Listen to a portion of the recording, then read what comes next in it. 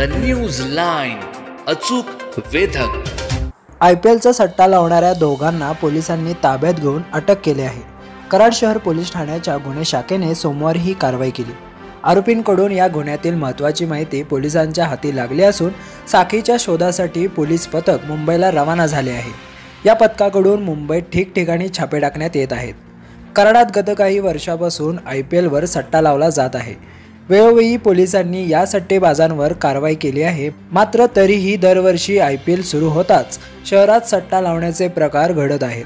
अशातच गत काही दिवसांपासून शहरात काही जण IPLवर सट्टा लावत असल्याची माहिती पोलिसांना मिळाली होती। त्यानुसार पोलीस सट्टेबाजांचा शोध घेत होते। रविवारी याबाबतची खात्रीशीर माहिती मिळाल्यानंतर सोमवारी पोलिसांनी 2 ठिकाणी छापे टाकून दोघांना ताब्यात घेतले। ते दोन्ही संशयित कराडातील असून संदीप संपत बडेकर व प्रथमेश बाळासो कटरे अशी त्यांची नावे असल्याचे पोलिसांनी सांगितले आहे। द न्यूज लाईनसाठी अमोल टकलेसह Suhas Kambe, Karad. The news line, अचूक वेधक।